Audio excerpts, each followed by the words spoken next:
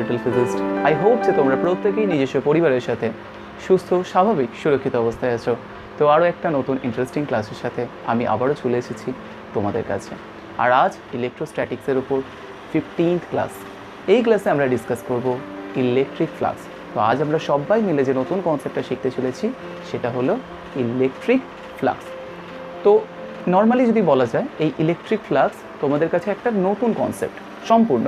আর এই কনসেপ্টটাকে বুঝতে গেলে আমরা বেশ কিছু নতুন টার্ম ইন্ট্রোডিউস করব, তো সেগুলোকেও আমাদের বুঝতে হবে। সো পেন পেপার নিয়ে রেডি হয়ে যাও। আজকের ক্লাসটা কিন্তু বোর্ডের পয়েন্ট অফ ভিউ থেকেও ইম্পর্টেন্ট এবং ইন্টারেস্টের পয়েন্ট অফ ভিউ থেকেও খুব ইম্পর্টেন্ট। তো হেডিং লাগাও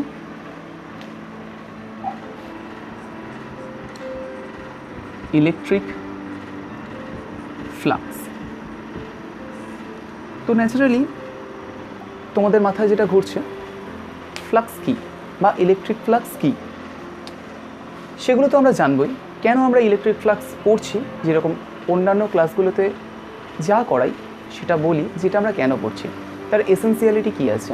তো এখানেও আমরা দেখব যে ইলেকট্রিক ফ্লাক্সের কী নেসেসারি আছে ইলেকট্রিক ফিল্ড চ্যাপ্টারে।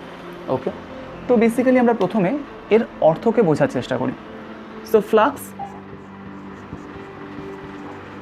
comes from a Latin word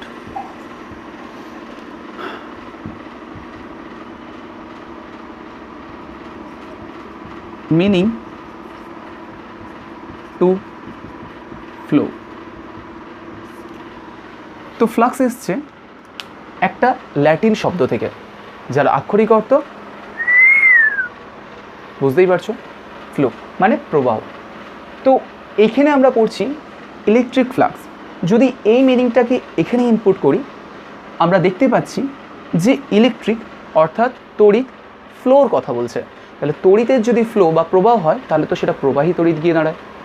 তাহলে স্থির তড়িৎ অর্থাৎ স্থির তড়িতের কোনো চ্যাপ্টারের মধ্যে আমরা এই রকম ফ্লাক্স বা ফ্লো কেন পড়ছি, তো সেটাকে আগে আমরা বোঝার চেষ্টা করি। ন্যাচারালি এখানে যে ফ্লোর কথা বলা হয়েছে সেটা কিন্তু প্রবাহ না। তাহলে এটা এক্স্যাক্টলি কী? তো আমরা পড়ছি কী চ্যাপ্টার?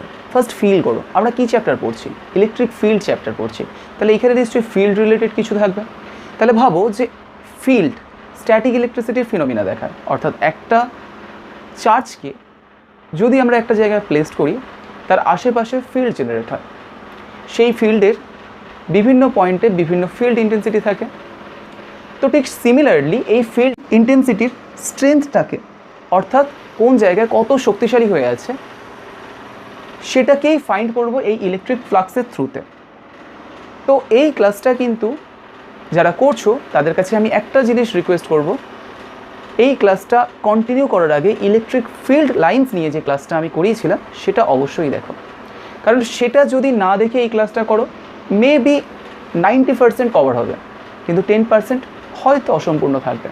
তো সেক্ষেত্রে ইলেকট্রিক ফিল্ড লাইন্স বা তড়িৎ ক্ষেত্ররেখা বা তোমাদের বইতে লেখা থাকে তড়িৎ বলরেখা, এই সংক্রান্ত যদি সমস্ত কনসেপ্ট ক্লিয়ার হয়ে থাকে দেন এই ক্লাসটা তুমি এখান থেকেই কন্টিনিউ করো, কোনো প্রবলেম হবে না। ওকে, তো সেক্ষেত্রে আমরা এটা মনে রাখবো, এখানে ফ্লাক্সের আক্ষরিক অর্থ কিন্তু ফ্লো বা প্রবাহকে বোঝাচ্ছে না। তাহলে কি বোঝাচ্ছে অ্যাকচুয়ালি এই ফ্লাক্স দিয়ে? ফ্লাক্স দিয়ে বোঝাচ্ছে যে ইলেকট্রিক ফিল্ড লাইন্স যেটা হয়ে থাকে, ইলেকট্রিক ফিল্ড লাইন্সটা কি অ্যাকচুয়ালি? ইলেকট্রিক ফিল্ডের গ্রাফিক্যালি রিপ্রেজেন্টেশন। অর্থাৎ ইলেকট্রিক ফিল্ডকে যদি আমি কোনো গ্রাফ বা ড্রয়িংয়ের মাধ্যমে বোঝানোর চেষ্টা করি তাহলেই আমরা ব্যবহার করব ইলেকট্রিক ফিল্ড লাইন্স বা লাইন্স অফ ফোর্স। তো সেরকমই ইলেকট্রিক ফিল্ডকে যেরকমভাবে আমরা বোঝার চেষ্টা করেছিলাম ইলেকট্রিক ফিল্ড লাইন দিয়ে, আজকের আমরা ওই ফিল্ড লাইনের ডাইরেকশানসে দেখব যে এর স্ট্রেংথ কত আছে। ক্লিয়ার হচ্ছে না? তো ধীরে ধীরে সব ক্লিয়ার হবে। তো প্রথমে এটা আপাতত বুঝে রাখো যে আমরা ইলেকট্রিক ফিল্ডের বিভিন্ন জায়গায় সারফেস অর্থাৎ কি কোনো একটা এরিয়ার পারপাসে দেখব তার ফিল্ডের স্ট্রেংথ কত আছে। ওকে, বা ইলেকট্রিক ফিল্ডের স্ট্রেংথ কত আছে। ক্লিয়ার? তার জন্য আমরা প্রথমে বুঝবো এরিয়া কি। কারণ এই ফ্লাক্স জড়িয়ে আছে যার সাথে, অর্থাৎ এই ইলেকট্রিক ফিল্ডের স্ট্রেংথ বা শক্তি যার সাথে জড়িয়ে আছে সেটা কিন্তু এরিয়া। কারণ আমরা যখনই বলি যে এই এরিয়ায় কতটা স্ট্রেংথ আছে, বলি তো যে এই এরিয়া ইলেকট্রিক ফিল্ড কত পরিমাণ আছে, বা এই এরিয়া ইলেকট্রিক ফিল্ডের এক্স্যাক্ট ইন্টেন্সিটি কত আছে, তাই না? যেমন মনে করো যে আমার রুম, আমি একটা রুমের মধ্যে থাকি, তো রুমের বিভিন্ন জায়গায় টেম্পারেচার কী হয়, আলাদা আলাদা হয়। যদি দেখা যায় যে খাটের তলার টেম্পারেচার একটু শীতল থাকে, অর্থাৎ কি টেম্পারেচার একটু কম থাকে, যদি দেখা যায় ওপরে সিলিং পোর্শনসের দিকে একটু টেম্পারেচার হাই থাকে, তাহলে আমরা বিভিন্ন কর্নারের দিকে যদি এরকমভাবে আমরা দেখি আলাদা আলাদা টেম্পারেচার পাবো। তো ঠিক সেরকমভাবেই এরিয়া পারপাস অর্থাৎ কোনো একটা জায়গা পারপাস আমরা স্ট্রেংথ ফাইন্ড করতে শিখবো এই ফ্লাক্সের মাধ্যমে। ওকে, কিসের স্ট্রেংথ? না ইলেকট্রিক ফিল্ডের স্ট্রেংথ। তাহলে তার জন্য আমরা প্রথমে বুঝবো এরিয়া অ্যাকচুয়ালি কী ধরনের রাশি। জেনারেলি আগে তোমরা হয়তো জেনেছো এরিয়া স্কেলার কোয়ান্টিটি, বা যারা যারা জানো যে এরিয়া একটা ভেক্টর কোয়ান্টিটি, দেন ঠিকই আছে, কিন্তু অনেকেই হয়তো এরিয়াকে স্কেলার কোয়ান্টিটি হিসাবেই জেনেছো। কিন্তু আজ আমরা দেখবো যে এরিয়া স্কেলার কোয়ান্টিটি নয়, actually area is a vector quantity. তাহলে নতুনভাবে আমরা শিখবো যে এরিয়া ভেক্টর কোয়ান্টিটি। এখন এরিয়াকে আমরা কেন ভেক্টর কোয়ান্টিটি বললাম?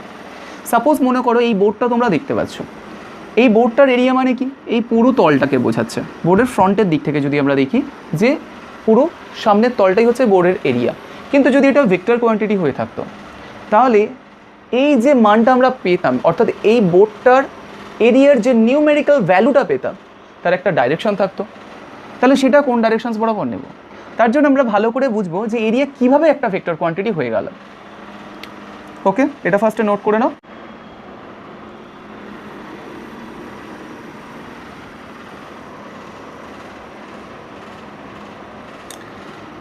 সাপোজ মনে করো তোমার কাছে দুটো ভেক্টর আছে, একটা ভেক্টর এ, একটা ভেক্টর বি, এদের মধ্যবর্তী অ্যাঙ্গেল থিটা।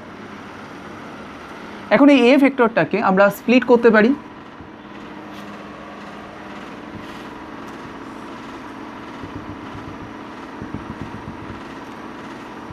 একটা হয় বির অ্যালগ, অর্থাৎ বির যে ডাইরেকশনসে আছে সেই দিকে এ কস থিটা, আরেকটা হয় বির থেকে পারপেন্ডিকুলারে এ সাইন থিটা। তো সেক্ষেত্রে আমরা দুটো কম্পোনেন্ট পেয়েছি। এখন ন্যাচারালি কোনো এরিয়া বার করতে গেলে কি করে থাকি? মাল্টিপ্লিকেশনসের থ্রুতে। কারণ এরিয়াতে আমরা জানি যে দুটো লেন্থের মাল্টিপ্লিকেশনস হয়। তো সেটা বিভিন্ন ক্ষেত্রে, কিন্তু যদি আমরা দেখি পাই আর স্কোয়ার, এই টার্মটার মধ্যে যদি পাইকে কনস্ট্যান্ট ধরে নিই, তাহলে আমরা দেখতে পাচ্ছি আর দুবার মাল্টিপ্লাই হয়ে আছে। ঠিক সেরকমভাবেই আমরা বলতে পারি এ ইন্টু বি, যদি একটা আয়তক্ষেত্র, বর্গক্ষেত্র এই ধরনের এরিয়া ফাইন্ড করি, তাহলে দেখা যাচ্ছে যে সিমিলার কোয়ান্টিটি মাল্টিপ্লিকেশনসের দরুন। তাহলে এখন আমরা এ সাইন থিটাকে ইনপুট করার চেষ্টা করব। সো এ সাইন থিটা আর এই বি ভেক্টর। এখন আমরা যদি এই দুটোকে মাল্টিপ্লাই করি, অর্থাৎ এ বি সাইন থিটা, অর্থাৎ এর কেবলমাত্র মান, বির কেবলমাত্র মান এবং সাইন থিটা, এর দরুন যেটা পাচ্ছি সেটা হচ্ছে এই অংশের এরিয়া।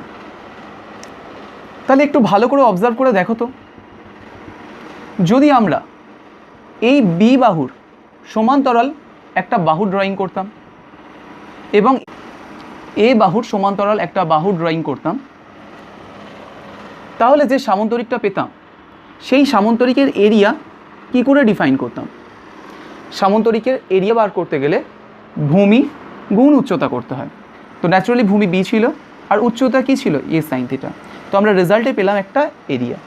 তাহলে সেক্ষেত্রে আমরা দেখতে পাচ্ছি যে যখন আমরা এ সাইন থিটা কম্পোনেন্টের সাথে বিকে মাল্টিপ্লাই করলাম, দেন আমরা একটা এরিয়া পেলাম। তাহলে এই এরিয়াটা ইকুয়াল এই এরিয়াটা, কারণ এই এরিয়ার ভ্যালু যা, এই এরিয়ার ভ্যালু তো তাই, কারণ এখানে এ সাইন থিটা হাইটে আছে এবং লেন্থে আছে বি।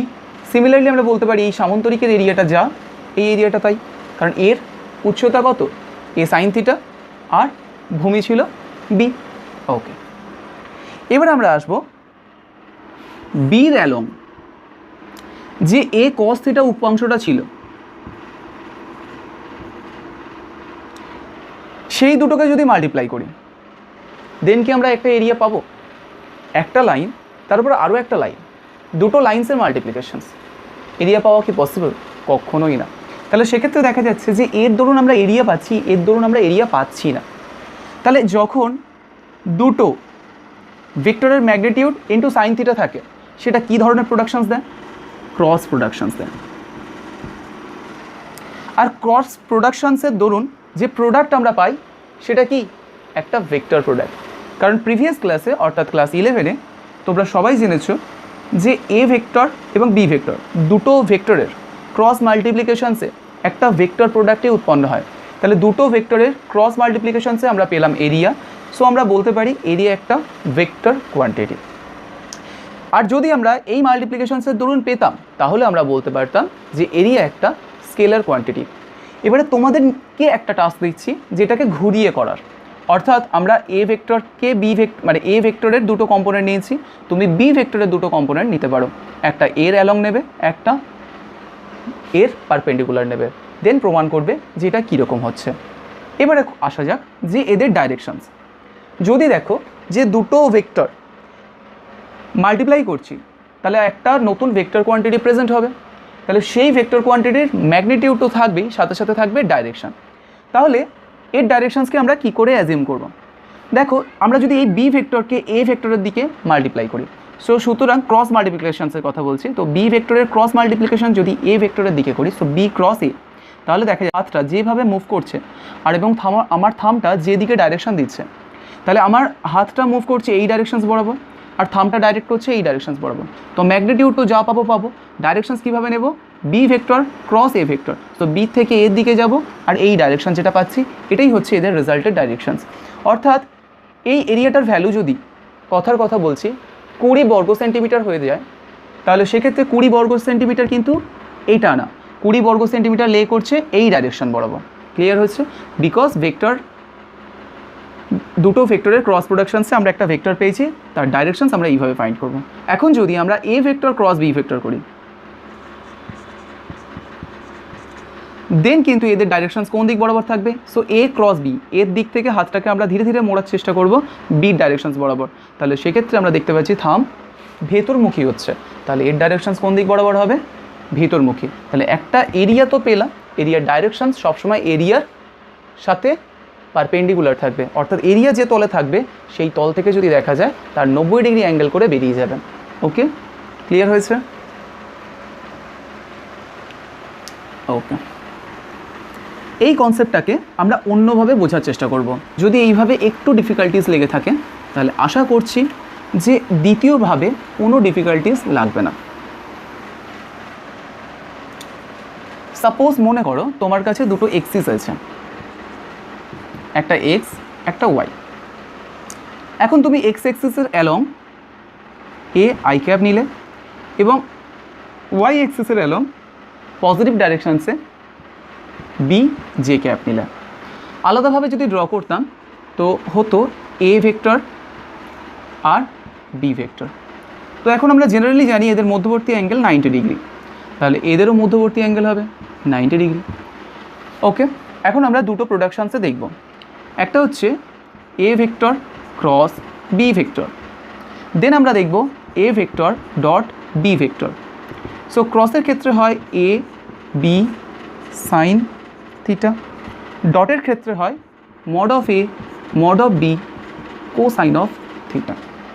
এখন আমরা এই দুটো ভেক্টরের মধ্যবর্তী অ্যাঙ্গেল দেখতে পাচ্ছি 90 ডিগ্রি, তো সেক্ষেত্রে আমরা ভ্যালুগুলো যদি বসাই A B R sign 90 degree value হয় 1, কারণ থিটা আমরা পেয়ে গেছি 90 ডিগ্রি, সো এ বি। এর ক্ষেত্রে যদি আমরা দেখি দেন আমরা পাচ্ছি এ বি ইন্টু 0, বিকজ কস 90 ডিগ্রির ভ্যালু হয় 0, তো সেক্ষেত্রে আমরা এটা পাচ্ছি 0। তো কোন ক্ষেত্রে আমরা এরিয়াটার ক্যালকুলেশন নিতে পারলাম বা কোন ক্ষেত্রে এরিয়া বার করতে হলে এই ইকুয়েশন দুটোর মধ্যে স্যাটিসফাই পেলাম? তো আমরা দেখতেই পেলাম যে এই ইকুয়েশন স্যাটিসফাই করলো, এই ইকুয়েশন স্যাটিসফাই করলো না, কারণ এখানে এরিয়া কিন্তু 0 এসে যাচ্ছে। তো ন্যাচারালি আমরা দেখতে পাচ্ছি ক্রস প্রোডাকশানসের দরুন যে প্রোডাক্ট বেরোয় সেটা একটা ভেক্টর প্রোডাক্ট, আর ভেক্টর প্রোডাক্টের দরুনই আমরা এরিয়াকে ফাইন্ড করতে পারছি, অর্থাৎ ডিফাইন করতে পারছি। আর ডট প্রোডাকশানসের দরুন কিন্তু আমরা এরিয়াকে ডিফাইন করতে পারছি না। তো এখান থেকেই আমরা রেজাল্ট বার করতে পারলাম যে এরিয়া একটা ভেক্টর কোয়ান্টিটি। এখন এরিয়ার দুটো ডাইরেকশানস দেখতে পাচ্ছি। একটা ডাইরেকশানস কী হচ্ছে, এটা যদি আমার এরিয়া হয়ে যায় তাহলে এর থেকে ঠিক বাইরের দিক বরাবর, অর্থাৎ তোমাদের দিক বরাবর, বোর্ড থেকে সরাসরি তোমাদের দিক বরাবর। অন্যথা কী হতে পারে, বোর্ডের ভিতরের দিক বরাবর। তো ন্যাচারালি আমাদের এই হচ্ছে এরিয়ার কনসেপ্ট।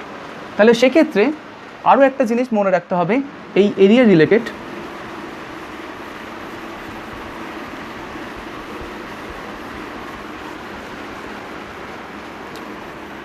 আর সেটা কি, যখনই কোনো এরিয়াকে তুমি দেখছো, মনে করো এটা আমার কাছে একটা এরিয়া, তাহলে এখন তো আমরা বুঝতে পেরেছি এরিয়া একটা ভেক্টর কোয়ান্টিটি, এর ডাইরেকশানস হয় এদিকে থাকবে অথবা এদিকে থাকবে। এই এরিয়াটাকে কিন্তু আমি ড্র করেছি ঠিক এই রকমভাবে। এখন তোমাদের দিক থেকে দেখলে কিন্তু এই রকম দেখাতো, তো স্লাইডলি আমি মুভ করে বোঝানোর চেষ্টা করছি। তাহলে এর ডাইরেকশানস আইদার এটা অর এটা। এখন কোন ডাইরেকশানসটাকে আমরা নেব, দেখো প্রত্যেকটা জিনিসই কিন্তু আমাদের সুবিধার জন্যই তৈরি হয়েছে। ঠিক সেইভাবে আমরা বলতে পারি এখানেও আমাদের কোনটাতে সুবিধা আসছে। মনে রাখবে তোমার চোখ যেদিকে আছে, অর্থাৎ তুমি যে দিক থেকে দেখছো, তুমি যদি এই দিক থেকে দেখো, অর্থাৎ এই তলটার এই দিক থেকে দেখো, তাহলে মনে রাখবে যে এর ডাইরেকশানস এইটা নেব, অর্থাৎ এই এরিয়াটার ডাইরেকশানস নেব তোমার দিক বরাবর। আর যদি তুমি এই দিক থেকে দেখো, দেন এই এরিয়াটার ডাইরেকশানস হবে এই দিক বরাবর। ক্লিয়ার হলো না তো? এখন মনে করো তুমি বোর্ডটাকে কীভাবে দেখছো, তোমার ফ্রন্ট থেকে দেখছো, তাহলে বোর্ডের ডাইরেকশানস তোমার দিক বরাবর। এখন যদি তুমি বোর্ডের পেছন দিকে থাকতে, তাহলে তোমার এই বোর্ডটার যা ম্যাগনিটিউড ছিল এবং যে ডাইরেকশানসটা ছিল সেটা পিছন দিক বরাবর। ক্লিয়ার হয়েছে? তো এতক্ষণ ধরে আমরা এরিয়া রিলেটেড একটা নতুন কনসেপ্ট ডেভেলপ করলাম, বাট কোয়েশ্চেন্স হচ্ছে আমরা ইলেকট্রিক ফ্লাক্স পড়তে গিয়ে এই কনসেপ্টটা কেন ডেভেলপ করলাম বা কী কাজে লাগবে আমাদের। তো সেটা বোঝার জন্য আমরা দুটো এক্সাম্পল ভালো করে বুঝব। সাপোজ মনে করো এখানে একটা ব্লক রাখা আছে এবং ব্লককে তুমি আনুভূমিকের রেসপেক্টে থিটা অ্যাঙ্গেলে ফোর্স লাগাচ্ছ। ইন্টেনশন কি আছে তোমার? যখন আমরা কোনো ট্রলিকে টেনে নিয়ে যাই, ট্রলিকে এইরকম বরাবর হাত দিয়ে টানতে থাকি এবং ট্রলি এগিয়ে যায়। তো ন্যাচারালি আমরা ট্রলিকে ওইভাবে কেন টানি? কারণ আমাদের ইন্টেনশন কি আছে? আমাদের ইন্টেনশন এটাই আছে যে ট্রলিটা যেন আমাদের সাথে সাথে এগিয়ে যায়। কিন্তু আমরা এই ডাইরেকশানসে ফোর্স কেন লাগাচ্ছি? আমরা তো সরাসরি এই ডাইরেকশানসেই ফোর্স লাগিয়ে দিতে পারতাম, কিন্তু যখন আমরা এই ডাইরেকশানসে ফোর্স লাগাচ্ছি, তাহলে ফোর্সের কোন কম্পোনেন্টটা অ্যাকচুয়ালি আমাদের ইন্টেনশনটাকে ফুলফিল করতে সাহায্য করছে? ভালো করে বোঝো, ফোর্স তো আমরা এরকম ডাইরেকশানসে লাগাচ্ছি, তাহলে এই ফোর্সের এই দিকে যে কম্পোনেন্ট থাকে সেটা হচ্ছে এফ কস থিটা, যেটা আমাদের ইন্টেনশনটাকে ফুল করতে সাহায্য করছে। অর্থাৎ আমরা যে উদ্দেশ্যে ট্রলিটাকে নিয়ে যাচ্ছি বা ফোর্স লাগাচ্ছি সেটা কি, ট্রলিটা আমাদের সাথে যায়। আর আমাদের সাথে যেতে গেলে ট্রলি এই ডাইরেকশনসে মুভ করতে হবে, আর ট্রলির এই ডাইরেকশনসে মুভমেন্ট করার জন্যই আমরা ফোর্স লাগাচ্ছি। তাহলে এই ফোর্সের কেবলমাত্র এই কম্পোনেন্টটাই ট্রলিকে এগিয়ে নিয়ে যেতে সাহায্য করছে। সিমিলারলি আমরা বলতে পারি যে ট্রলিটাকে যদি আমরা ওপরের দিকে তোলার চেষ্টা করতাম, তাহলে আমরা সরাসরি ওপরের দিক বরাবর ফোর্স লাগাতাম। ট্রলিটাকে যদি আমরা এই দিক বরাবর নিয়ে যেতে চেষ্টা করতাম, তাহলে আমরা ফোর্সটা এই দিক বরাবরই লাগাতাম। তাহলে সেক্ষেত্রে আমরা যেহেতু এরকম ফোর্স লাগাচ্ছি, তাহলে আমাদের এগিয়ে নিয়ে যেতে সেটা সাহায্য করছে, সেটা হচ্ছে এফ কস থিটা। তুমি বলতে পারো যে এখানে এফ সাইন থিটা যে কম্পোনেন্টটা আছে সেটা ওজন যেটা আছে, অর্থাৎ এমজি যে নিচের দিক বরাবর কাজ করছে সেটাকে বেশ কিছুটা প্রতিমিত করে দিচ্ছে, সেটা আলাদা ব্যাপার। কিন্তু অ্যাকচুয়ালি তোমার যে ইন্টেনশন আছে সেই ইন্টেনশনে কিন্তু টোটালি ওয়ার্ক যেটা করছে সেটা হচ্ছে এফ কস থিটা। অর্থাৎ এফ কস থিটার উপর ডিপেন্ড করবে যে তুমি কত ফাস্ট ওই ট্রলিটাকে টেনে নিয়ে যেতে পারবে। কারণ এফ কস থিটার ভ্যালু যত বেশি হবে তত তোমার ট্রলি ফাস্টার মুভ করবে আনুভূমিক ডাইরেকশন বরাবর। সিম্পল ব্যাপার কি, কারণ আমরা এই ফোর্সটাকে যত বেশি অ্যাপ্লাই করব তত আমার ট্রলি কী হবে, তত ফাস্ট মুভ করতে থাকবে। তাহলে আমরা এখানে একটা কনসেপ্ট বুঝলাম যে আমাদের ইন্টেনশন কোন দিকে আছে। সিমিলারলি মনে করো তোমার ঘরে একটা জানালা আছে,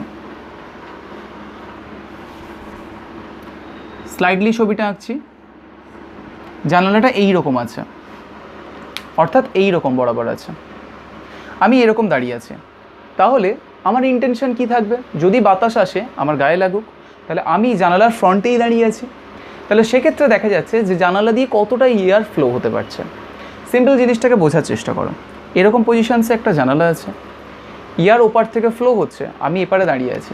যদি স্ট্রেটলি ফ্লো হয়, অর্থাৎ এই ডাইরেকশনস বরাবর ফ্লো হয়, তাহলে কি হবে? আমি সবচেয়ে বেশি এয়ার পাবো। এখন মনে করো এয়ার এই স্লাইডলি মুভ করছে, অর্থাৎ কি, যদি জানালা এই হয়ে থাকে তোমাদের দিক থেকে যদি দেখো, আর এইরকম অ্যাঙ্গেল থেকে এয়ার ফ্লো হচ্ছে, তাহলে আমি যে বাতাসটা পাবো সেটা কি আমি সম্পূর্ণ পেলাম? বাতাস আমার গায়ে লাগার পরিমাণটা কি কমলো না বাড়লো? যদি বাতাস তোমার দিক থেকে সরাসরি আমার দিকে এসে হিট করতো, তাহলে এখানে তো জানালা আছে, সেটা সবচেয়ে বেশি পেতাম। কিন্তু যেহেতু এই ডাইরেকশনস বরাবর আসছে, তাহলে সেক্ষেত্রে বাতাসের কিছুটা অংশই কেবলমাত্র আমার গায়ে লাগবে, সম্পূর্ণটা তো নয়। এখন মনে করো বাতাস এইভাবে স্লাইডলি মুভ করে বেরিয়ে যাচ্ছে, তাহলে কি এই জানালার মধ্যে আদৌ কোনো বাতাস ঢুকবে? অর্থাৎ এই জানালার এপার দিয়েই বাতাস এরকম বেরিয়ে যাচ্ছে, অর্থাৎ আমার রাইট সাইড, আমার দিক থেকে যদি দেখি যে রাইট সাইড থেকে লেফট সাইডে চলে যাচ্ছে, তাহলে আমার জানালা তো এই ছিল, তাহলে বাতাস এইভাবেই বেরিয়ে গেল। তাহলে বাতাস কি জানালার মধ্যে দিয়ে প্রবেশ করে আমাকে হিট করবে? তাহলে করবে না। তাহলে ন্যাচারালি আমরা বুঝতে পারছি আমাদের ইন্টেনশন ফুলফিলড হচ্ছে না যখন এই ডাইরেকশনস বরাবর যাচ্ছে। আর যদি এই ডাইরেকশনস বরাবর আসে, জানালা করার অর্থ কি? আলো বাতাস এগুলো ঢোকা। সেরকমভাবেই আমরা দেখছি আমাদের ইন্টেনশনটাকে ফুলফিল করতে গেলে বাতাসকে এই ডাইরেকশনস বরাবর আসা উচিত। যদি এই ডাইরেকশনস বরাবর আসে, তাহলে তার একটা কম্পোনেন্টই কেবলমাত্র আমাদের এই ইন্টেনশনটাকে ফুলফিল করতে সাহায্য করছে। তো আমরা যদি এখান থেকে বুঝি এই এরিয়াটা বা এই জানলার এরিয়াটা ডাইরেকশনস কোন দিকে আছে, তুমি যদি এই দিকে থাকো তাহলে এই দিকে ডাইরেকশনস আছে। এখন মনে করো যে এই ডাইরেকশনস বরাবরই এয়ার ফ্লো হচ্ছে, তাহলে তুমি ম্যাক্সিমাম এয়ার পাবে। এখন মনে করো যে এই ডাইরেকশনস বরাবর না ফ্লো হয়ে স্লাইডলি মুভ করে ফ্লো হচ্ছে, যার ভেতরে অ্যাঙ্গেল হচ্ছে থিটা। অর্থাৎ আমরা কি বললাম যে এই যে জানালাটা ছিল, এই জানালা থেকে স্লাইডলি মুভ করছে, এখন আমি তো এই দাঁড়িয়ে আছি, তাহলে এইভাবে যদি মুভ করে তাহলে কি একটা অ্যাঙ্গেল তৈরি হবে না? আমি তো এই দাঁড়িয়ে আছি, আর মুভ করছে কি এই ডাইরেকশনস বরাবর, তাহলে সেক্ষেত্রে একটা অ্যাঙ্গেল তৈরি হবে, ঠিক আমার পেনটার মতো এইরকম, কারণ বাতাস এইভাবে মুভ করছে। তো টপ ভিউ থেকে দেখলে এরকম লাগবে। তাহলে বাতাসের যে মুভমেন্ট, যদি তার ভেলোসিটিটাকে আমরা ভি দিয়ে ফাইন্ড করি, এবং এরিয়া তো একটা ভেক্টর কোয়ান্টিটি আমরা জেনেই গেছি, যার ম্যাগনিটিউড কোন ডাইরেকশনস বরাবর লে করছে, এই ডাইরেকশনস বরাবর। তো যদি এটা এ এবং এ হয়ে থাকে, তাহলে এ স্কোয়ার আছে, এবং এ স্কোয়ারটাকে যদি আমরা এ ভেক্টর দিয়ে প্রকাশ করি, তাহলে তার ডাইরেকশনস বাইরের দিক বরাবর আছে, কারণ তুমি নিজে দেখছো বাইরের থেকে, এবং এয়ার ফ্লো হচ্ছে এই ডাইরেকশনস বরাবর। তাহলে দেখো এই এয়ারের ভেলোসিটির কোন কম্পোনেন্টটা তোমার কাজে লাগছে। তাহলে দেখা যাচ্ছে যে ভি কস থিটা কম্পোনেন্টটাই তোমার উদ্দেশ্যকে পূরণ করতে সাহায্য করছে। যেখানে ভি সাইন থিটা কম্পোনেন্টটা যদি নিই, যেটা তোমাকে কি করছে, বা বলতে পারো এই কম্পোনেন্টের দরুন কোনো বাতাস তোমার লাগবে না, কারণ এই বাতাসের এই কম্পোনেন্টটা যেটুকু থাকছে সেই ভেলোসিটিই কিন্তু আমাকে হিট করছে। আর যদি দেখা যায় এই দিকে যে কম্পোনেন্টটা বেরিয়ে যাচ্ছে তার দরুন বাতাস প্রবেশই করবে না, তাহলে এই কম্পোনেন্টটা আমরা বলতে পারি ওয়েস্ট হচ্ছে, এবং এই কম্পোনেন্টের দরুনই আমার ইন্টেন্সিটি ফুল হচ্ছে। ক্লিয়ার হয়েছে? তো এতক্ষণ আমরা দেখছিলাম যে কোনো একটা পার্টিকুলারলি এরিয়ার মধ্যে দিয়ে কী হারে বাতাস প্রবেশ করছে তা নির্ভর করছিল বাতাসের ভেলোসিটির একটা কম্পোনেন্টের উপর।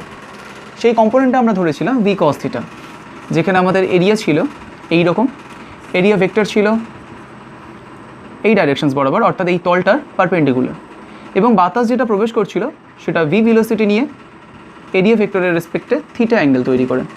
তাহলে এর এদিকে কম্পোনেন্ট ছিল ভি কস থিটা। তো সেক্ষেত্রে আমরা যদি দেখি যে কত আয়তনের বাতাস বা কত পরিমাণ বাতাস প্রবেশ করছে তা কার কার উপর নির্ভর করছে, অর্থাৎ কোন কোন বিষয়ের উপর নির্ভর করছে। নাম্বার 1, ভেলোসিটির উপর। ভেলোসিটি যত বেশি হবে তত বেশি পরিমাণ বাতাস প্রবেশ করবে। নাম্বার 2, থিটার উপর।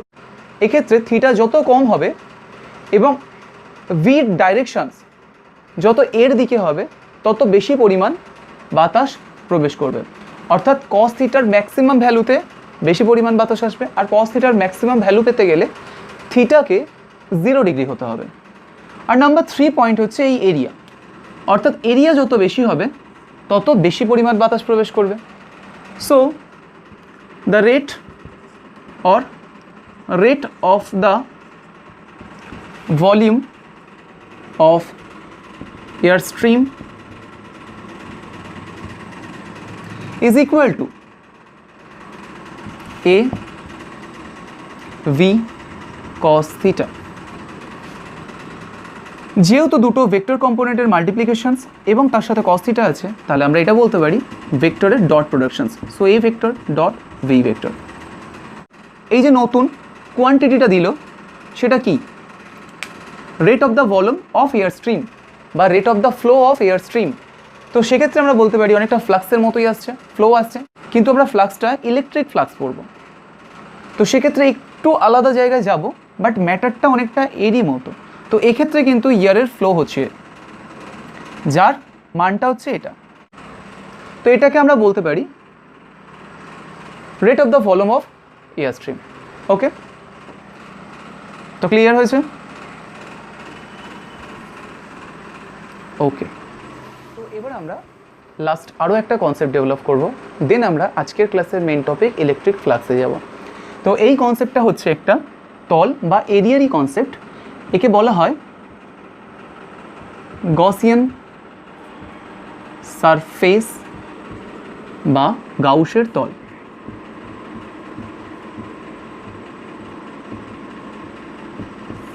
এখন এটা কি ধরনের তল? দেখো, তুমি আমাকে দেখতে পাচ্ছ, সামনের অংশটা ফাঁকা আছে, কিন্তু আমি যদি এই জায়গায় আমি আমার নিজেকে একটা তলের মধ্যে আছি কল্পনা করি, অর্থাৎ আমার চারদিকে একটা অদৃশ্য ইমেজিনারি তল আছে। যেহেতু তুমি দেখতে পাচ্ছ না, তাহলে এটা ইমেজিনারি, তাহলে সেক্ষেত্রে এই কল্পিত তলটাই হচ্ছে গাউসের তল। এই তলটা পুরোটা আমাকে ঘিরে আছে, অর্থাৎ আমি একটা কল্পিত তলের মধ্যে আছি বা কল্পিত আবরণের মধ্যে আছি। তাহলে সেই ধরনের তলকেই আমরা বলবো গসিয়ান সারফেস বা গাউসের তল। চলো, এটাকে বোঝার জন্য আমরা একটা ড্রয়িং করি। মনে করো এর মধ্যে তুমি আছো, আর এটা তোমার কল্পিত তল, অর্থাৎ এটা একটা 3 ডাইমেনশন তল, যার কোনো অংশেতেই তুমি কোনো গ্যাপ দেখতে পাচ্ছ না। তাহলে আমরা এটাকে বলবো ক্লোজড সারফেস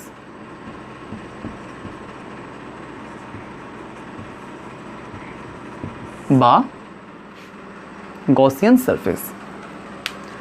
এই তলটার এক্সিস্টেন্স নেই, তাহলে আমরা এই তলটাকে কেন ধরছি?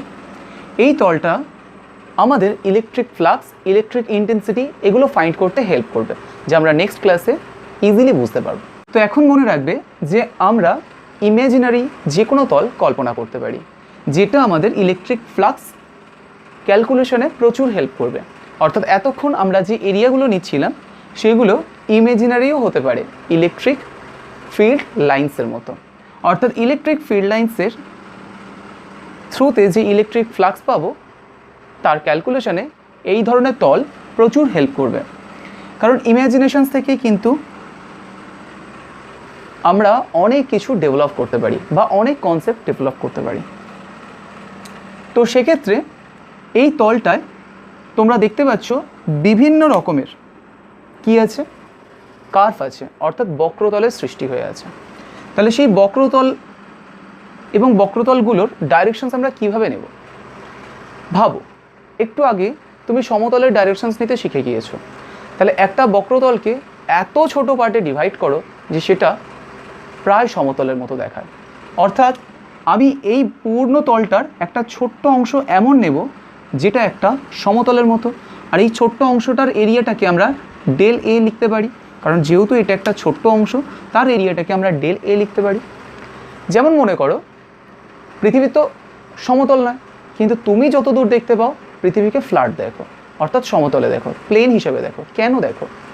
কারণ পৃথিবী এত বড় যেখানে তোমার দৃষ্টিভঙ্গি যত দূর যাচ্ছে সেই পরিমাণ তলটা, অর্থাৎ তোমার দৃষ্টিতে তুমি যতটা তল কভার করতে পারছো সেই পরিমাণ তলটা একটা সমতলের ন্যায় আচরণ করছে, কারণ পৃথিবীর টোটাল ক্ষেত্রফলের বা আউটার সারফেসের কাছে এই তলটা অত্যন্তই নগণ্য বা ছোট।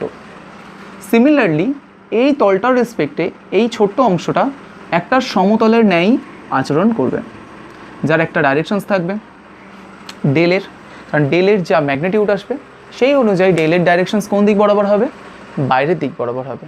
কারণ এই তলটার সবসময় মনে রাখবে যে এই ধরনের যে কোনো তল আমরা বাইরে থেকেই অবজার্ভ করছি, তো এর যে ডাইরেকশনস হবে বাহির্মুখী হবে, কারণ আমাদের অবজারভার যেখান থেকে অবজার্ভ করবে সেই দিকেই এরিয়া ভেক্টরের ডাইরেকশনস থাকবে। তাহলে নেট এরিয়াকে কী করে ক্যালকুলেট করব, summation of del A area. তো এদের টোটাল অ্যাডিশনস অর্থাৎ আরও একটা ছোট্ট এরিয়া, আরও একটা ছোট্ট এরিয়া, আরও একটা ছোট্ট এরিয়া, এই করতে করতে করতে করতে এই পূর্ণ এরিয়াটাকে কভার করে নেব। তাহলে এদের সামেশন করেই আমরা নেট এরিয়া কভার করব। তো এই হলো জেনারেলি গাউসের যে তল বা গসিয়ান সারফেস, সেটা এটাই। ওকে, তো ফাইনালি আমরা এবার ইলেকট্রিক ফ্লাক্সকে পড়ব। তো ইলেকট্রিক ফ্লাক্স জেনারেলি যে কনসেপ্টগুলো আমরা ডেভেলপ করেছি এর থেকে বাইরে কিছু না। তো আমরা ইলেকট্রিক ফিল্ড লাইন্স থেকে জানি একটা যদি স্ফেরিক্যাল সারফেসে চার্জ দিয়ে রাখি, দেন এই স্ফেরিক্যাল সারফেসের যে ছোট্ট ছোট্ট এরিয়াগুলো হয় সেই এরিয়ার পারপেন্ডিকুলার ডাইরেকশনসে, অর্থাৎ ওই তলটার ঠিক লম্বভাবেই বলরেখা বেরিয়ে যায়।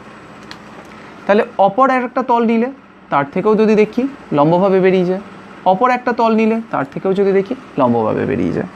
তাহলে সেক্ষেত্রে আমরা বলতে পারি যে ইলেকট্রিক ফিল্ড লাইনের যে স্ট্রেংথ আছে বা ইলেকট্রিক ফিল্ডের যে স্ট্রেংথ আছে, যা আমরা ইলেকট্রিক ফিল্ড লাইন্সের থ্রুতে বুঝছি, সেটা ওই ছোট্ট এরিয়ার যে ডাইরেকশনস থাকে সেই ডাইরেকশনস বরাবরই ওয়ার্ক করে। ন্যাচারালি এই এরিয়াটাকে আমরা যদি একটু বড় করে ড্র করি, তাহলে এই এরিয়ার ডাইরেকশনস বাইরের দিকে হতো এবং এই ডাইরেকশনসে ইলেকট্রিক ফিল্ড ওয়ার্ক করতো। তাহলে ইলেকট্রিক ফিল্ডের স্ট্রেংথ এরিয়ার যে ডাইরেকশন থাকে সেই ডাইরেকশনেই ম্যাক্সিমাম হয়। এখন আমরা এই জায়গায় একটা ইমাজিনারি সারফেস কল্পনা করছি এবং এই সারফেসের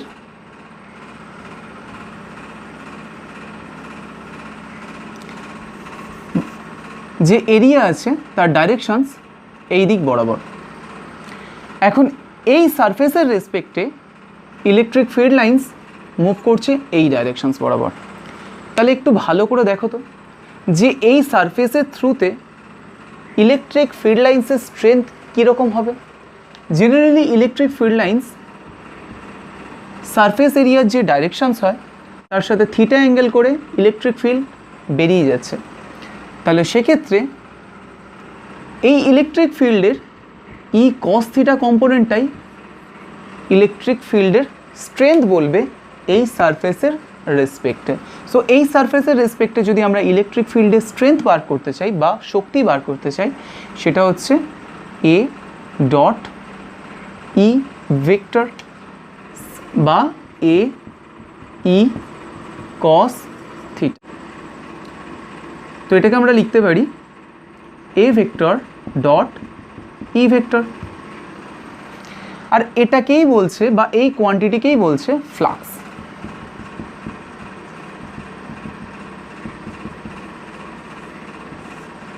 ইলেকট্রিক ফ্লাক্স। সো ইলেকট্রিক ফ্লাক্সকে এই সাইন দিয়ে ডিফাইন করব, এটাকে বলা হয় ফাই।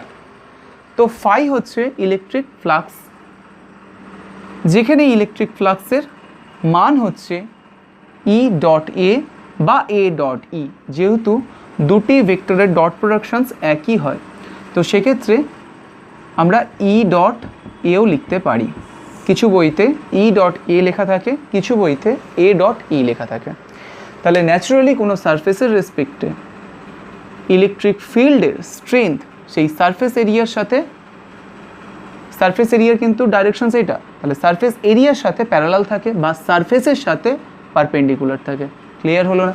সারফেসের সাথে পারপেন্ডিকুলার থাকে বা সারফেস এরিয়ার সাথে প্যারালাল থাকে, সেটাই হচ্ছে ইলেকট্রিক ফিল্ডের স্ট্রেংথ বোঝায়।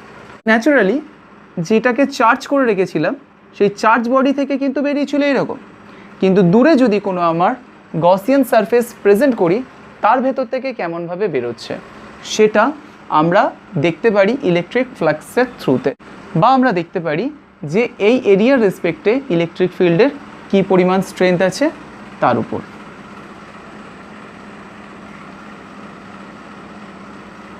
সো ক্লিয়ার হয়েছে?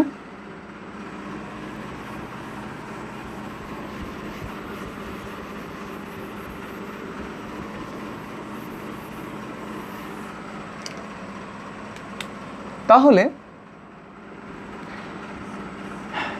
ধরা যাক এটা আমার কাছে একটা এরিয়া আছে,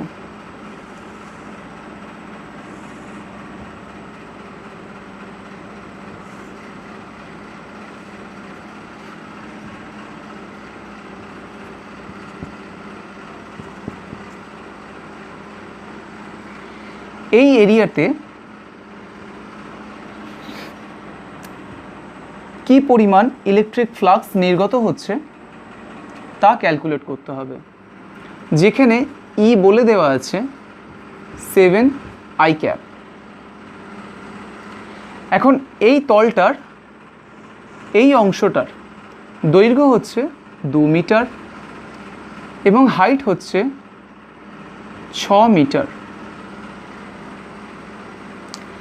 এবং এর ডাইরেকশনস অর্থাৎ আমরা যেটা থেকে অবজার্ভ করছি সেটা এই সাইডে আছে। তাহলে এই এরিয়ার মধ্যে দিয়ে ইলেকট্রিক ফ্লাক্স কত? তো আমরা জেনারেলি দেখলাম electric flux phi is equal to E vector dot A vector. তাহলে এই এরিয়ার ফ্লাক্স আমরা কিভাবে ফাইন্ড করব? তাহলে ন্যাচারালি আমরা দেখতে পাচ্ছি এই এরিয়ার ফ্লাক্স ফাইন্ড করতে গেলে আমাদের যেটা করতে হবে, প্রথমে এরিয়ার ম্যাগনিটিউড ফাইন্ড করতে হবে। তো এরিয়ার magnitude 6 × 2, so 12 metre square. Directions x axis বরাবর। এখন ইলেকট্রিক ফিল্ড একটা কনস্ট্যান্ট কোয়ান্টিটি বলে দিয়েছে যার ডাইরেকশনস আছে আই ক্যাপ বরাবর। তাহলে ইলেকট্রিক ফিল্ডের ডাইরেকশনস কোন দিকে আছে? আই ক্যাপ মানে এক্স অক্ষের পজিটিভ ডাইরেকশনসে। সো ইলেকট্রিক ফিল্ডের ডাইরেকশনসও আছে এদিক বরাবর। তাহলে আমরা বলতে পারি যে ইলেকট্রিক ফিল্ডের যে ডাইরেকশন এবং এই এরিয়ার যে ডাইরেকশন এদের মধ্যবর্তী অ্যাঙ্গেল 0 ডিগ্রি। তো ই এ কস থিটা। সো ই কত আসছে? ই 7। আচ্ছা, আমি এখানে মিস্টেকিংলি ইউনিটটা দিইনি, সো নিউটন পার কুলম। তো 7 into A is equal to 12 into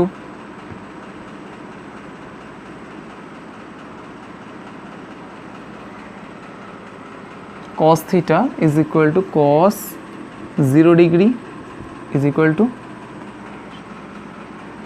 7×12 into 1 is equal to 84। এখন এর ইউনিট কি হবে? ইলেকট্রিক ফিল্ডের ইউনিট নিউটন পার কুলম, এরিয়ার unit metre square. So flux is equal to 84 newton metre square per coulomb. Clear?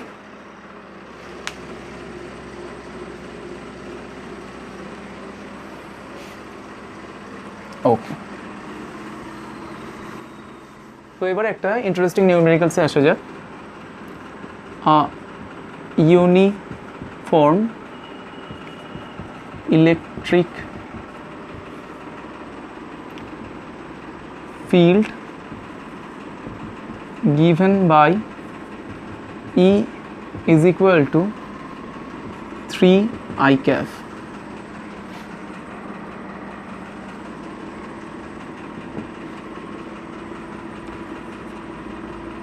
A Gaussian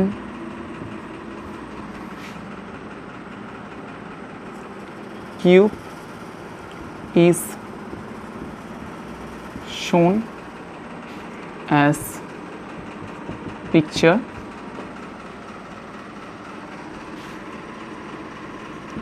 What is the flux through the top face,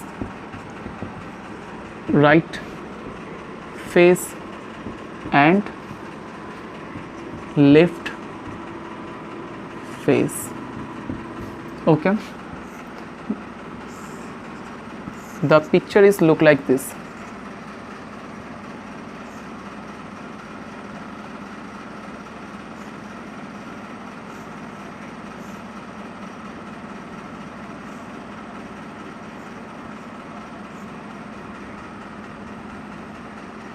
X is equal to 1 meter, x is equal to 3 meter. That is the x, that is y, and that is z directions. তো এখানে দেওয়াই আছে a uniform electric field given by E is equal to 3 I cap. Uniform electric field মানে আমি আগেও বলেছিলাম যে electric field যেটা আছে সেটা সব জায়গায় মান সমান থাকবে। আমরা এখানে দেখতে পাচ্ছি যে 3 I cap, অর্থাৎ এক্স অ্যাক্সিস বরাবর সব জায়গায় 3 আছে। আচ্ছা, এটা newton per coulomb. So newton per কুলমে দেওয়া আছে। দেন ফাইন্ড করতে বলেছে যে নেট ফ্লাক্স কত আছে। দেখো এই রাইট ফেস কোনটা হবে, এই সাইডটা, অর্থাৎ এই কিউবটার এপার থেকে যদি ভিউ করে, সিম্পল জিনিস, এই বোর্ডটার কথা ভাবো, এই বোর্ডটার দুটো এক্সিস আর তৃতীয় এক্সিস এই ডাইরেকশনস বরাবর আছে। এখানে আমি একটা কিউব রেখে দিয়েছি, তাহলে কিউবের ওই ফেসটা, অর্থাৎ ওদিক থেকে যদি কেউ দেখে, সেটা হচ্ছে এইটা। এই দিকের ফেসটা, অর্থাৎ এই ফেসটার কথা বলছি, এটা হচ্ছে লেফট ফেস, ওটা রাইট ফেস, আর এটা হচ্ছে টপ ফেস, আর এটা হচ্ছে লেফট ফেস। দেন ফাইন্ড করতে বলেছে। আচ্ছা, আমরা এখানে লিখে দিচ্ছি এটা S1, এদিকেরটা S2 and S3। Net flux কত হবে? এখন দেখো, নেট ফ্লাক্স যখনই আসবে, ফ্লাক্স আমরা কি পেলাম, একটা স্কেলার কোয়ান্টিটি, তাহলে এর যে যোগফল, তাহলে সেটা আমরা বীজগণিতিক যোগফলকে ফলো করেই করতে পারি। যেহেতু স্কেলার যোগফল, তো বীজগণিতিক যোগফলকেই ফলো করা যেতে পারে। তার আগে আমরা দেখবো যে কোথায় কী পরিমাণ ফ্লাক্স বেরোচ্ছে। তাহলে S1 তলের জন্য যদি দেখি ফাই S1, তাহলে এই তলে যদি দেখি ইলেকট্রিক ফিল্ড কোন ডাইরেকশনসে আছে, ইলেকট্রিক ফিল্ডের ডাইরেকশনস এক্স এক্সিস বরাবর দেওয়া আছে, কারণ আই ক্যাফে দেওয়া আছে। তাহলে আই ক্যাপ, যার ম্যাগনিটিউড হচ্ছে 3 নিউটন পার কুলম। আর এই এরিয়াটাকে যদি আমরা দেখি, অর্থাৎ রাইট ফেসটাকে যদি দেখি, রাইট ফেসের ম্যাগনিটিউড কত আসবে, এই মানটা কত, এটা যেহেতু একটা কিউব, এই ডিস্টেন্সটা দেখো একটা, অর্থাৎ এই পয়েন্ট এবং এই পয়েন্ট, এই যে দুটো পয়েন্ট আছে, এই দুটো পয়েন্ট তো একটা বাহুকে প্রেজেন্ট করছে, অর্থাৎ এই দুটো পয়েন্টের মধ্যবর্তী যে অংশটা, সেটাই হচ্ছে একটা বাহুর দৈর্ঘ্য, যার মান 3 - 1 = 2। তাহলে 2 মিটার, এক একটা বাহুর দৈর্ঘ্য 2 মিটার। দেন এটাও 2 মিটার হবে, এটাও 2 মিটার হবে, এটাও 2 মিটার, এটাও 2 মিটার। তো এরিয়া আমরা লিখতে পারি 4 মিটার স্কোয়ার। এবারে লিখতে পারি আমরা ইলেকট্রিক ফিল্ডের ভ্যালু। ইলেকট্রিক ফিল্ডের ভ্যালু কত আসছে, 3। And now cos theta. এখানে থিটা কোনটা হচ্ছে, এই ফেসটা যদি দেখি, এই ফেসটার যে এরিয়াটা আসছে তার ডাইরেকশনস হচ্ছে এই দিক বরাবর, অর্থাৎ এক্স এক্সিসের পজিটিভ দিক বরাবর। এখানে ফেস ছিল, এই তো আমার কিউবটা, তাহলে ওই যে ফেসটা আছে ওর ডাইরেকশনস কোন দিকে হবে, বাইরের দিক বরাবর, কারণ ওই অংশ থেকে ওটাই বাইরে পড়ছে। তাহলে ক্লোজড সারফেস যেহেতু কিউবটা, তাহলে ওই অংশ থেকে বাইরের দিকেই থাকবে কি ডাইরেকশন, তাহলে এই কিউবটার ডাইরেকশনস থাকছে বাইরের দিক বরাবর। তাহলে এই যে সারফেসটা আছে তার ডাইরেকশনস থাকছে বাইরের দিক বরাবর। এই যে সারফেসটা আছে এর ডাইরেকশনস আসছে এক্স অক্ষের অপোজিট ডাইরেকশনস বরাবর। তাহলে আমরা প্রথমে S1 এর ক্যালকুলেশনটা ফাইন্ড করি। সো S1 এর ক্ষেত্রে theta is equal to 0 degree. So 4 × 3 = 12 newton metre square per coulomb. Then আমরা ফাইন্ড করব S2। S2 সারফেসের ক্ষেত্রে আমরা দেখতেই পাচ্ছি যে এক্স এক্সিসের নেগেটিভ ডাইরেকশনসে আছে। এখন যেহেতু এটা ইউনিফর্ম ইলেকট্রিক ফিল্ড, যার মান 3 I ক্যাপ, তাহলে আমরা বুঝতেই পারছি যে মান তো একই আছে, তাহলে আই ক্যাপ দেওয়া আছে, তাহলে সেক্ষেত্রে দেখতে পাচ্ছি যে এই ফেস থেকে ইলেকট্রিক ফিল্ড ইন করছে আর সারফেস এরিয়া বাইরের দিকে আছে। তাহলে ইলেকট্রিক ফিল্ডের ডাইরেকশনস এবং সারফেস এরিয়ার ডাইরেকশনস দুটোই অপোজিট, তাহলে অ্যাঙ্গেল হবে ইলেকট্রিক ফিল্ড অ্যান্ড সারফেস এরিয়ার মধ্যে 180 ডিগ্রি। তো এরিয়ার ম্যাগনিটিউড 4, ইলেকট্রিক ফিল্ডের magnitude 3 and cos 180 degree. So negative of 4 into 3 means 12. cos 180 ডিগ্রি value negative 1, so negative 12 newton metre square per coulomb. আর নাম্বার 3 হচ্ছে top face, phi on S3। Top ফেসের কথা যদি আমরা ভাবি তাহলে টপ ফেসের এরিয়া কত আসছে, সেই 4 মিটার স্কোয়ার, যার ডাইরেকশনস আছে ওপরের দিক বরাবর ঊর্ধ্বমুখে, কারণ টপ বলছে, তাহলে টপ ফেস যে সারফেসটা আছে, অর্থাৎ টপ ফেসে যে সারফেসটা আছে তার ডাইরেকশনস আছে ঊর্ধ্বমুখী, এবং ইলেকট্রিক ফিল্ডের ডাইরেকশনস আছে এক্স এক্সিস বরাবর, আর টপ ফেসের ডাইরেকশনস আছে ঊর্ধ্বমুখী, মিনস ওয়াই ডাইরেকশনস বরাবর। তাহলে এক্স আর ওয়াইয়ের মধ্যে যে অ্যাঙ্গেল প্রেজেন্ট হয়, অর্থাৎ এই টপ ফেসের এরিয়া ভেক্টর এবং ইলেকট্রিক ফিল্ডের মধ্যে যে অ্যাঙ্গেল প্রেজেন্ট হয় সেটা 90 ডিগ্রি। তো আমরা লিখতেই পারি 4 into 3 cos 90 ডিগ্রি। দেন আমরা যে রেজাল্টটা পাচ্ছি সেটা গিয়ে দাঁড়াচ্ছে 0। তাহলে net flux, so phi net is equal to phi on S1 plus phi on S2 plus phi on S3, so is equal to 12 minus 12 Newton meter square per coulomb is equal to 0. So net flux is 0. তাহলে আমরা একটা uniform electric ফিল্ডে যখন কোনো আমরা কিউবকে present করে দিচ্ছি, বা গসিয়ান সারফেস, যে কিউবটা কীরকম ধরনের সারফেস দিয়ে প্রেজেন্ট হয়েছে, একটা Gaussian surface, Gaussian cube. So Gaussian cube, তার মানে গসিয়ান সারফেস দিয়ে প্রেজেন্ট করা হয়েছে এই কিউবটা, যার নেট ফ্লাক্স কিন্তু কত হবে, 0 হবে। মনে রাখবে যে ইউনিফর্ম ইলেকট্রিক ফিল্ডে, অর্থাৎ সুষম তড়িৎ ক্ষেত্রে যদি বসানো হয়, যদি সুষম তড়িৎ ক্ষেত্রে না বসানো হয় তাহলে কিন্তু নেট ইলেকট্রিক ফ্লাক্স 0 আসবে না, সেটা আমরা পরে দেখছি। So okay, very good. তো নেক্সট নিউমেরিক্যাল আমাদের বোর্ডে অলরেডি আমি নোট করে রেখেছি, যেখানে বলছে a Gaussian surface in the form of a cylinder of radius r immersed in a uniform electric field E with the cylinder axis parallel to the field, what is the electric flux through the closed surface? অর্থাৎ একটা cylinder দেওয়া আছে যেটা uniform electric ফিল্ডের মধ্যেই বসানো আছে। আমি অলরেডি সিলিন্ডারটাকে ড্র করেছি। সিলিন্ডার এক্সিস হচ্ছে এটা, যার সাথে প্যারালাল আছে, অর্থাৎ সমান্তরাল আছে ইলেকট্রিক ফিল্ড। দেন ফাইন্ড করতে বলেছে যে এর নেট ফ্লাক্স কত আসছে। তাহলে সেক্ষেত্রে দেখা যায় যে এই সিলিন্ডারের একটা এরিয়া সামনের দিক বরাবর আছে, অপর এরিয়া এক্স এক্সিসের অপোজিট ডাইরেকশনসে আছে, অর্থাৎ উল্টো দিকে আছে। আমরা এক্স এক্সিস না বললেও ইলেকট্রিক ফিল্ডের অপোজিট ডাইরেকশনসে আছে সেটাও বলতে পারি। আর একটা এরিয়া সম্পূর্ণ বক্রতল সৃষ্টি করে রেখেছে।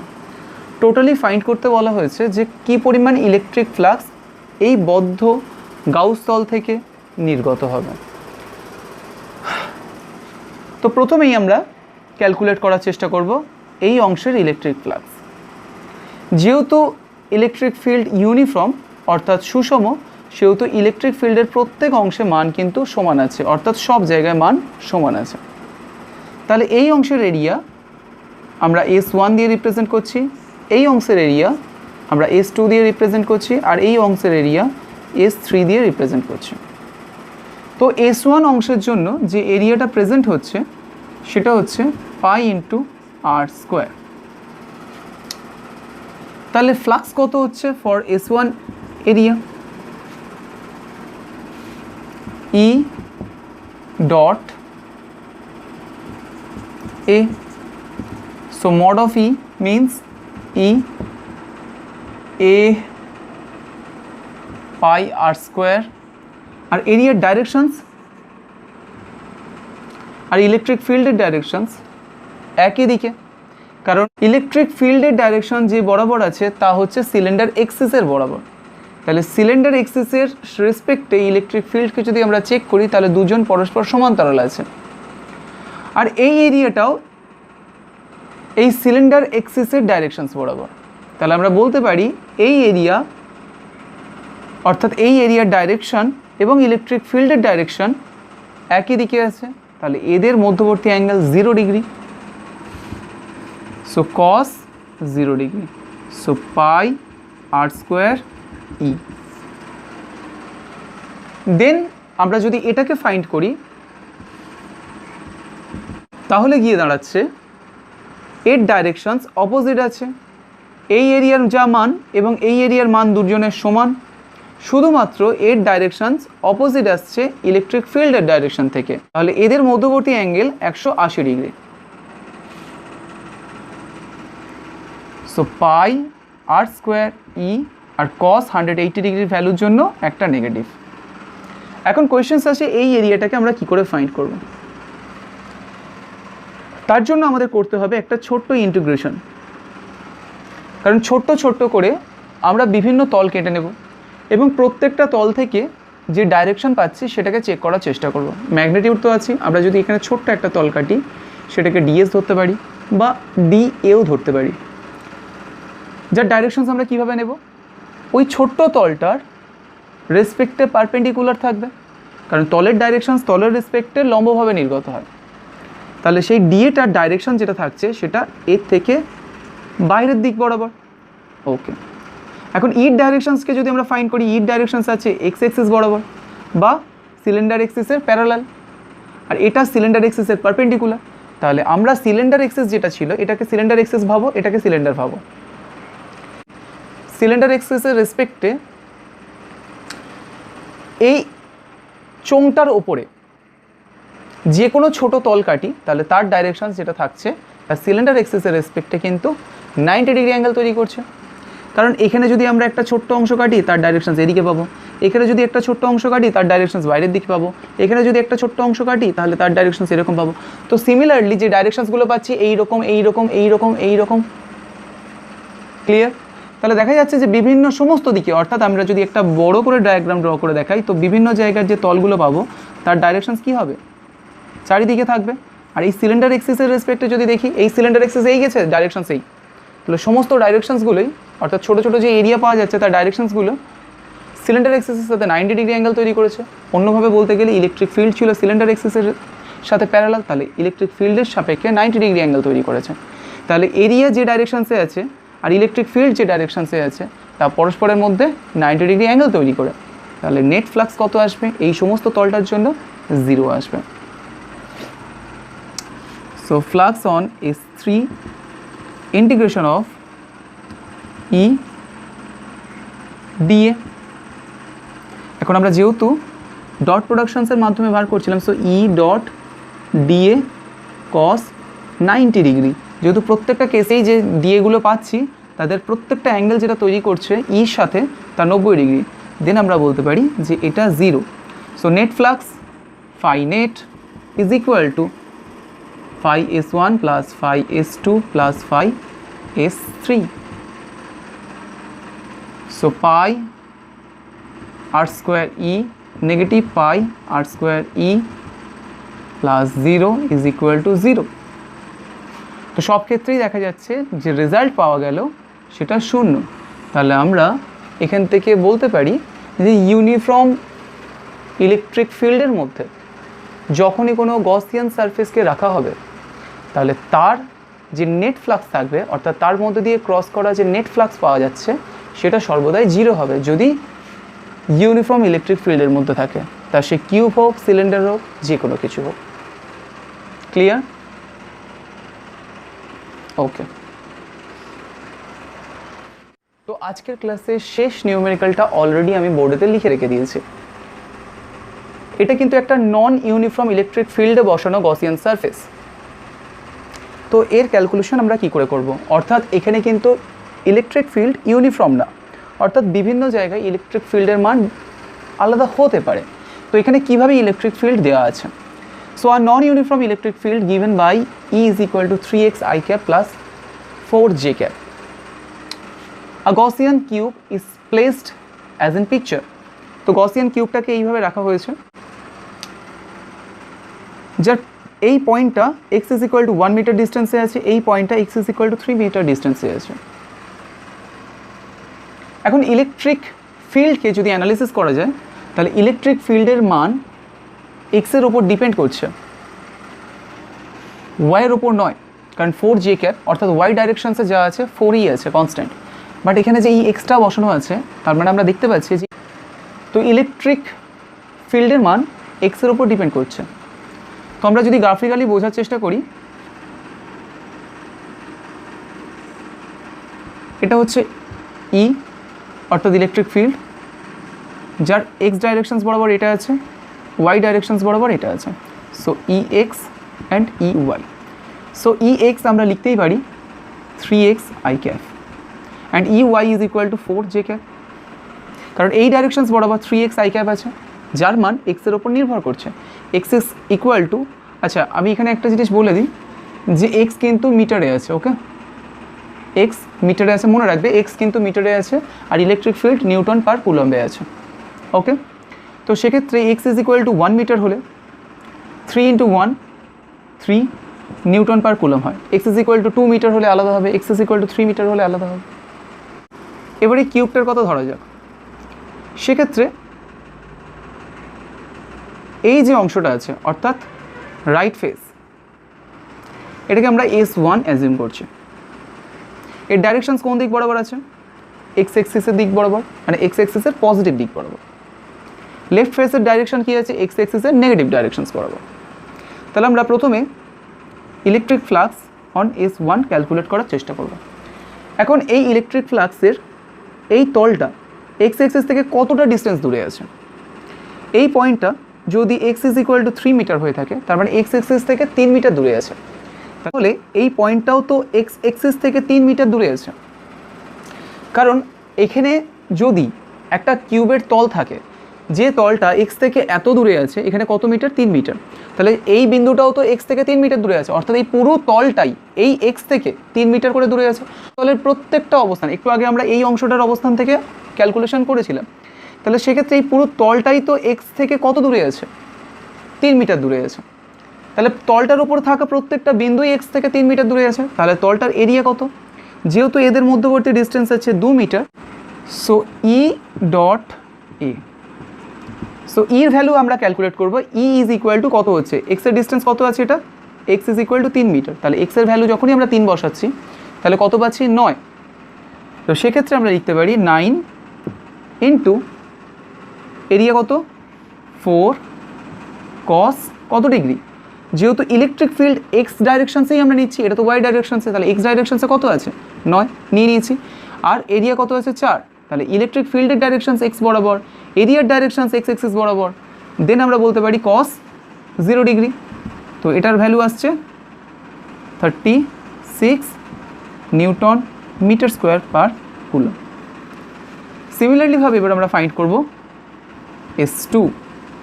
তাহলে S2-র জন্য আমরা এটাকে অ্যাজিউম করছি, এই ডাইরেকশনসটা। এখন এটা যেহেতু নন ইউনিফর্ম ইলেকট্রিক ফিল্ডে আছে, তাহলে এই তলটা এক্স এক্সিস থেকে কত দূরে আছে? এক্স এক্সিস থেকে 1 মিটার ডিস্টেন্সে আছে, অর্থাৎ এক্স এক্সিস থেকে 1 মিটার ডিস্টেন্স দূরেই এই তলটা অবস্থান করছে, আর ওই তলটা অবস্থান করছে 3 মিটার ডিস্টেন্স দূরে।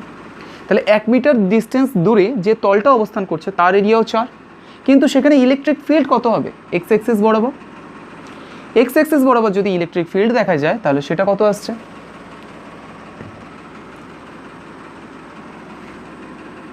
3 × 1 is equal to 3। So 3 × 4 cos 180 degree. কেন 180 ডিগ্রি? কারণ এখান থেকে এরিয়ার যা ডাইরেকশনস আছে আর ইলেকট্রিক ফিল্ডের যা ডাইরেকশনস আছে সেটা কিন্তু 180 ডিগ্রি, অর্থাৎ অপোজিট। এই টপ ভিউ থেকে, এই লেফট ফেস থেকে যদি আমরা দেখি, তাহলে এর ডাইরেকশনস পাচ্ছি আমার দিক বরাবর, আর ইলেকট্রিক ফিল্ডের ডাইরেকশনস আছে ওই দিক বরাবর, 3 i ক্যাপ আছে, নেগেটিভ নেই। তাহলে সেক্ষেত্রে আমরা বলতে পারি 180 degree, so is equal to -12 newton metre square per coulomb. এবার কোয়েশ্চেন্স আছে টপ ভিউটা, অর্থাৎ টপ পয়েন্টে। তাহলে টপ থেকে যদি আমরা দেখি, এই এরিয়ার ভ্যালু কত আসবে?